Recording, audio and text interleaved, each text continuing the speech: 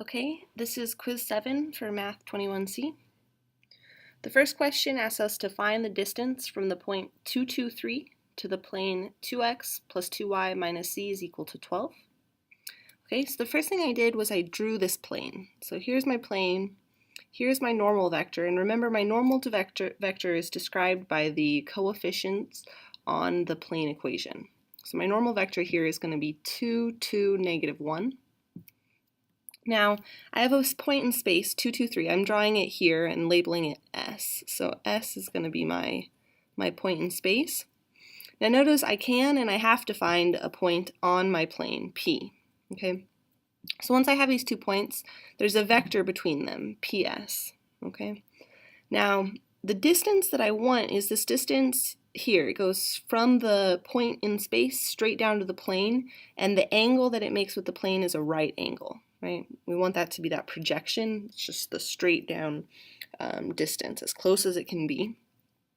This distance, though, is actually, if I draw my normal vector over here coming out of P, then this distance that I want, D, same thing as over here, D, is just the length of P times S times cosine of theta, where theta is the angle between them. D is PS, magnitude of PS times cosine of theta. That's just the triangle, right? This is, PS is the length of the hypotenuse, and then we want the cosine because we want this adjacent length, and that's theta, cosine of theta. Okay. Now, something we know with vectors that includes cosine of theta is the dot product. We know that the absolute value of PS dotted with n is PS, magnitude of PS, times the magnitude of n times cosine of theta. Now that's almost exactly what we want. We don't want this magnitude of n in there, right? D just depends on the magnitude of PS and cosine of theta. So we're going to divide by the magnitude of n here. So if we do that both places, then we end up with just D. D is magnitude of PS times cosine of theta without this n. Okay, so we've figured out the formula, and now we just need to apply it to our problem. So remember, S is the point 2, 2, 3. P could be any point on the plane. We can pick any one. I'm going to pick the point 3, 3, 0 just for ease. Now notice this works because when I plug 3 in for x and 3 in for y and 0 in for z, I get 6 plus 6 minus 0 is equal to 12. Well, 6 plus 6 is 12 minus 0, still 12, definitely equal to 12. So this point, 3, 3, 0, satisfies the plane equation and thus is on the plane. Okay, just like we said before, the normal vector is to start by the coefficients on our plane equation. So the normal here is 2, 2, negative 1 from 2, 2, negative 1. And then our vector PS, remember we always subtract the tail from the head. So the head here is S, the tail is P.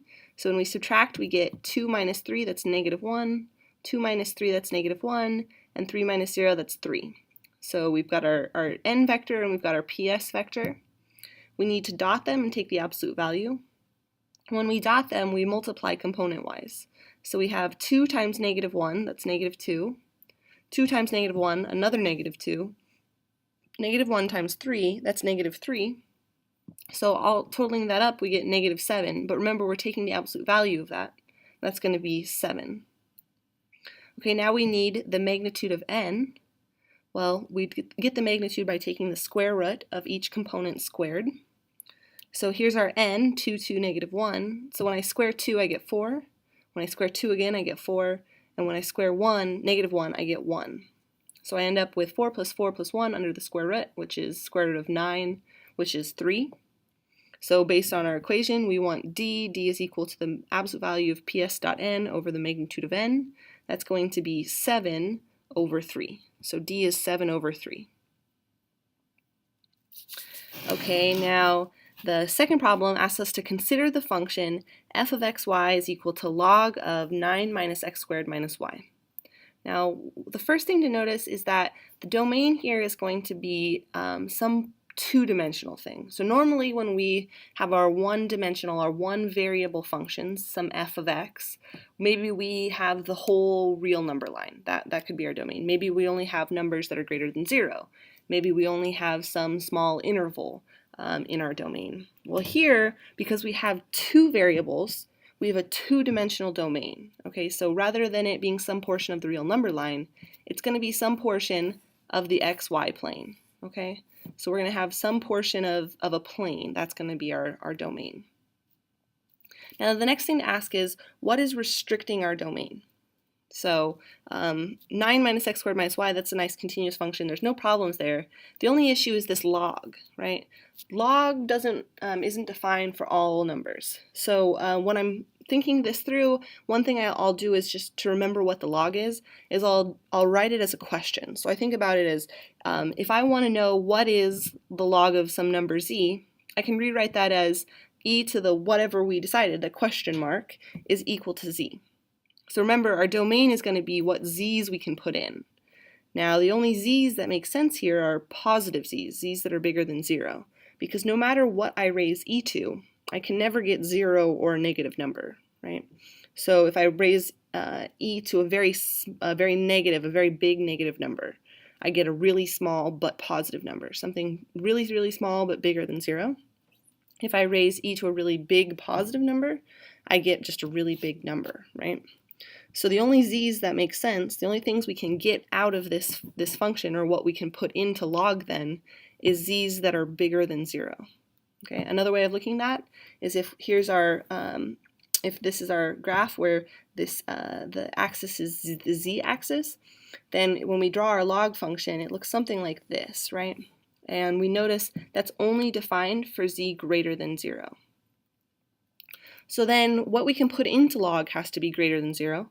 So that tells us that this function that we're putting into log, 9 minus x squared minus y, has to be greater than 0.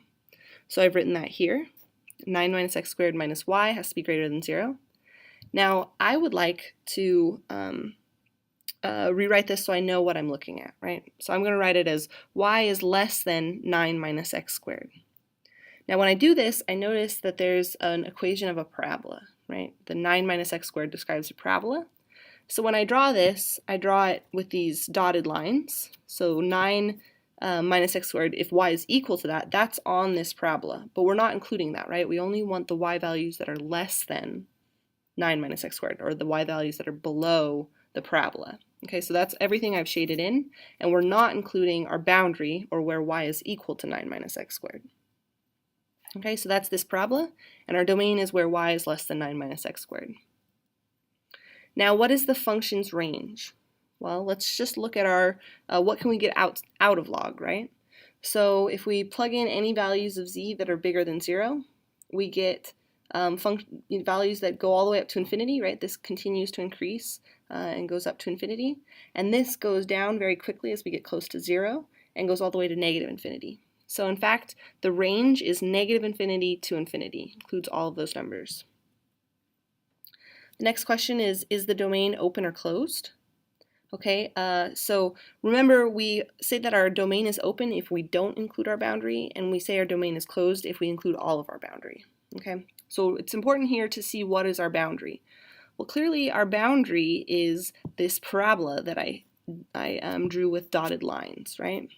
You can kind of see that clearly because our domain is inside of it. Stuff that's outside of it is not in our domain, right? So clearly that's like almost a definition of a boundary, right? So, and we're not including any of those values. So our domain is going to be open. Another way to look at this is if I pick any point in my domain, so maybe I pick this point, and can I draw a small circle around it that stays in my domain? So no matter what point I pick in my domain, it's going to be some distance away from my boundary. So let's just draw a circle with radius half of that distance every time. Okay, so no matter how close I am, I just draw a really small circle and I stay within my domain. Okay, so that means that my domain is open. If I can't do that, that means my domain is closed. Excuse me, it means that my domain is not open. Okay, now the next question asks, is the domain bounded or unbounded? Okay, now the way that I like to think about this is, can I draw some finite circle around it? So if I draw this circle right here, notice I miss all of the stuff outside of my, that's in my domain that's outside of that circle, this stuff. If I draw a bigger circle, I still miss a whole bunch of stuff, right? This keeps going down and I miss all of this area down here.